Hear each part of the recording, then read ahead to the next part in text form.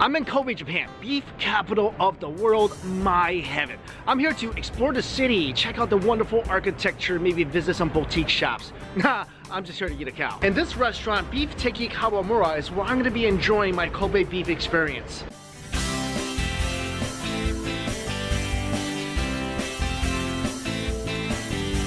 This restaurant comes highly recommended by my Japanese friends. And look at all the awards they won. I mean, I don't know what kind of awards they are, but that looks like the Kobe steak Oscar to me. As you can see, the whole restaurant is tip-up style. The chef cooks everything right in front of you. That's gonna ensure that as soon as the meat is perfect, it's gonna be in your mouth. So I don't know if you guys were also confused by this, but before I came to Kobe, I had no idea the difference between a Wagyu and a Kobe and an A5.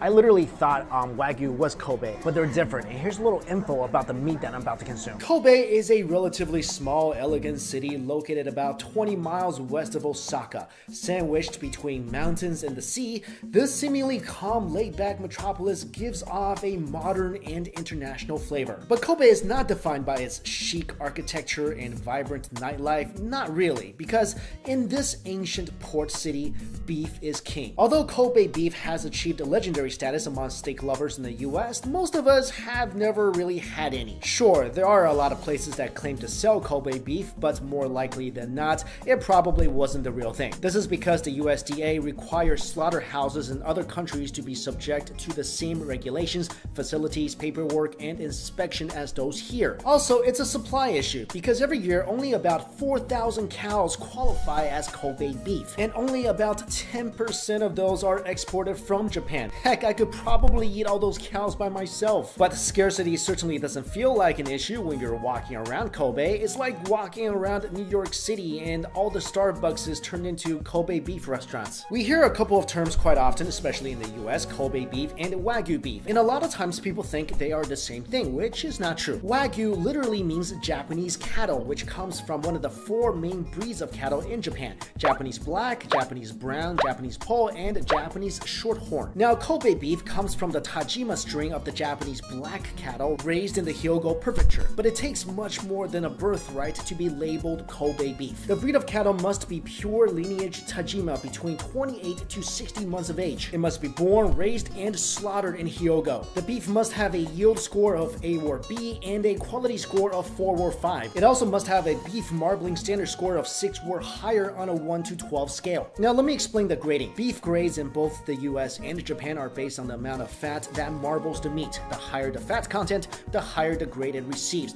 The top being A5. In Japan, the standards of grading beef consist of yield grade and quality grade. A of A5 means the yield grade, which ranges from A to C, while the number 5 shows the quality grade, which is based on marbling, meat color and brightness, firmness and texture of the meat, and color, luster, and quality of fat. Also, this is a weakest link evaluation, so even if one of these factors is a bit lacking, then the entire quality grade will drop. Because of this, only about 4,000 head of cattle each year meet the Kobe requirement. So basically, all Kobe is Wagyu, but not all Wagyu is Kobe. Hope that was informative, and if you already knew all that, then I'm sorry, your cow knowledge is way better than mine. Got the first lunch set. They say they only get about 3 cows a month that goes into that set, so I want one of those cows, definitely. These are 3 different slices of beef, all slightly grilled. This piece of beef is with sesame sauce. These 3 slices come with teriyaki, garlic, ginger, wasabi. It's almost translucent, and the marbling just looks like a work of art. And in this spoon, the beef is served with a little onion and some greens on top. This seems to be the leanest piece on the plate. Let's try this out. Oh.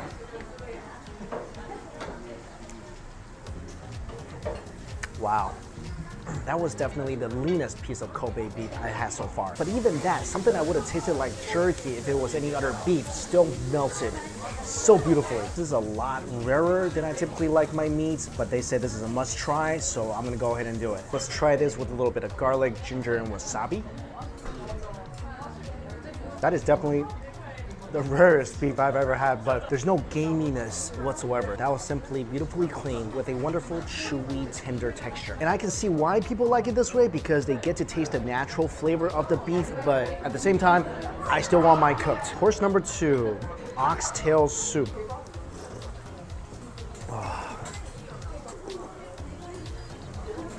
Definitely need some hot oil, but That is spectacular beef broth.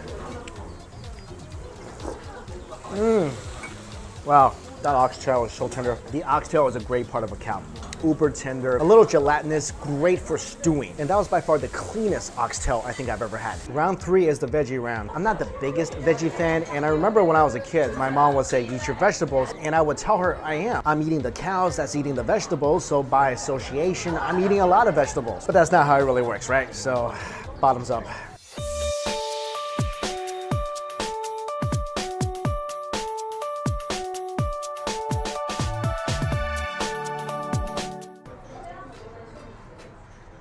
Wow,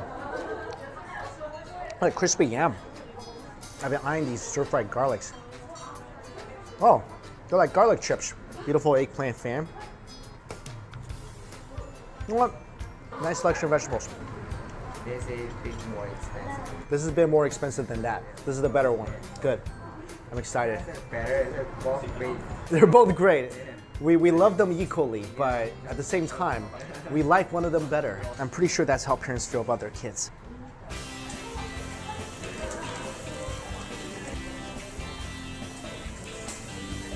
Look at the beautiful marbling on that steak. That is indeed the roadmap to Deliciousville. And these are two different cuts of meat. That one is a bit more expensive and is fattier. You can tell it's, look how easily this is sliced. You guys hear that sizzle? That's the sound of the most wondrous beef symphony.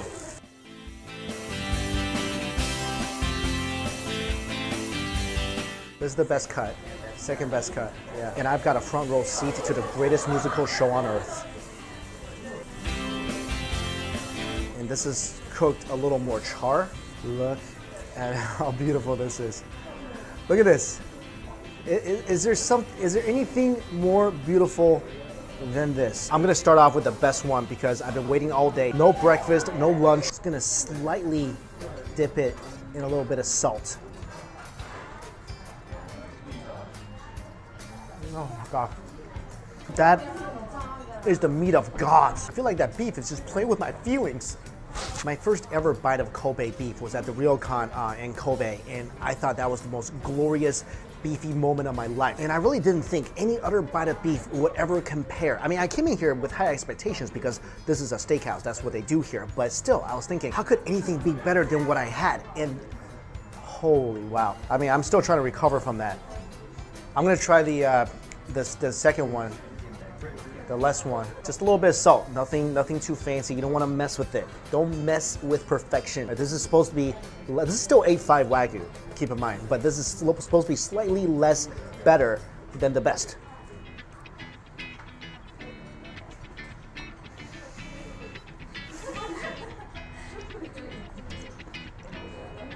I love them both equally. I do. Wow, that's just a I'm at loss for words. I don't even know what to say. If these were kids, no favoritism here. Equally love them both. Let me really try to compare. So again, the slightly less better Wagyu.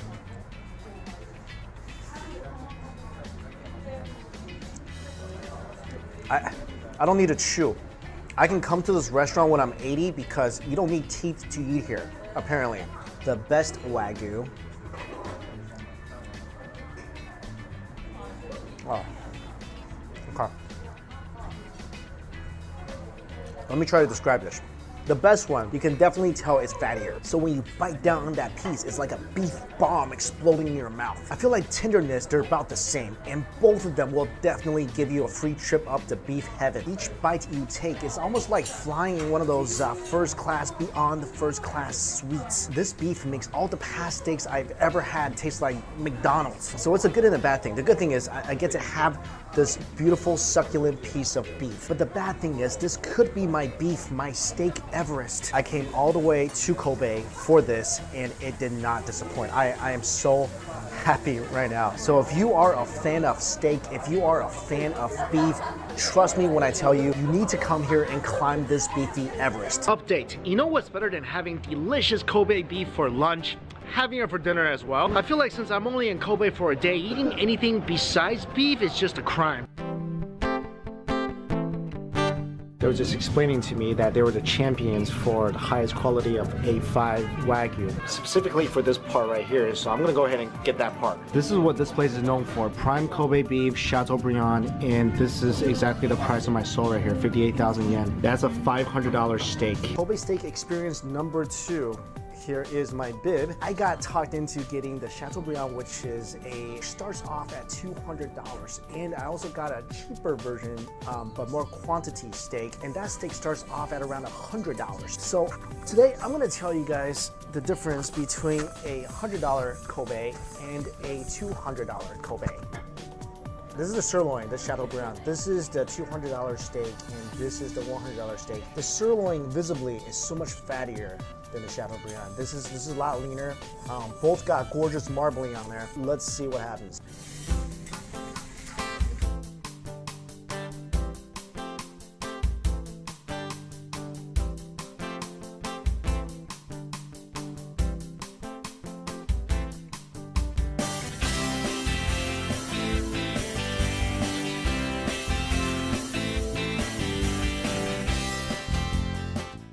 Itadakimasu. This is the sirloin. You see the grease dripping off this thing? In this serving, he said don't put any sauce on there because he already salt and peppered this just to eat it as it is.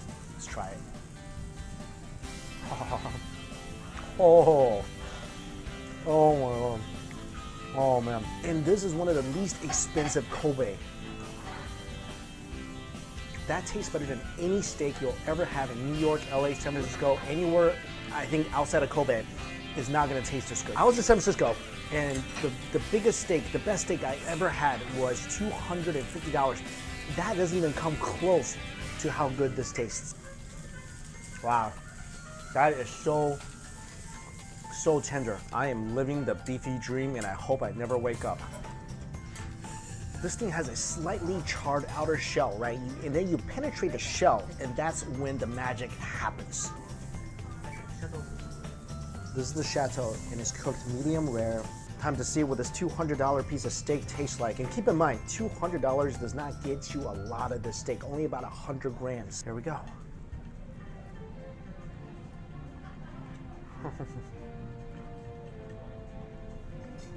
Oh my God. That's incredible, man. Thank you.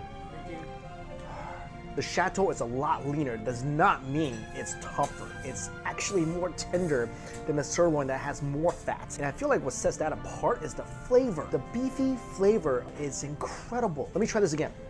Regular $100 Kobe. Juice everywhere, fatty, delicious, slightly charred on the outside. Chateau. Lean, more tender, much more beefy flavor. I feel like that's because the fat is not distracting you from the flavor of the beef. Velvety, silky, smooth as it gets. Wasabi on steak, which I feel like that's gonna cut down on the fat a lot for you. Wasabi on steak, first time.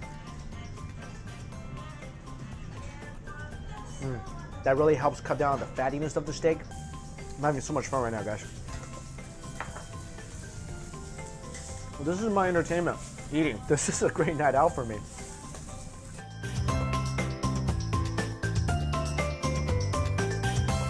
Soy sauce. Rice. That's how you like to eat it. Sushi style. Japanese sushi style. Interesting. Well, never had steak this way before, but let's try it.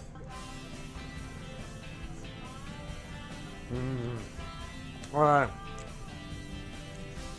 That beefy flavor gets integrated into the rice. Has a nice bite. Miso, rice, garlic, soy sauce, wasabi, steak. That was a satisfying bite. Finally, you get a serving of Japanese sprouts with some of the Wagyu mixed in, cooked in the fat of the Wagyu. Yum.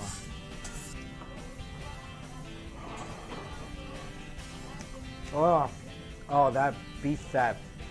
There's a lot of flavor in there. Wow. That's really, really good way to incorporate every piece of that beef.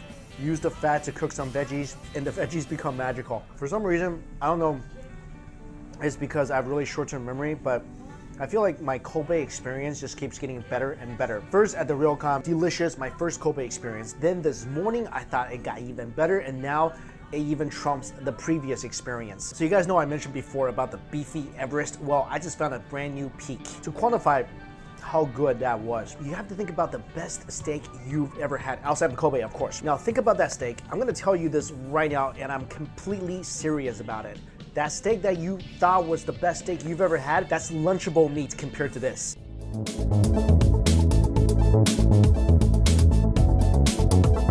So far today, I had some incredible cuts of steak at some incredible price point. Each steak I had so far cost over $200, which is a tiny 100 grams. Granted, I had the A5 top of the line beef, but I'm just curious, how does a cheaper Kobe compare? So I just ordered another 100 grams of Kobe, but this time it's only gonna cost me around $20. Now I'm gonna tell you if the steaks I had before were really 100 times better. Right away you can tell this is also super tender. Look at this. I'm poking it and I'm barely tapping this, and the chopsticks is going into the beef. You can tell how incredibly soft this is. Just a little bit of salt.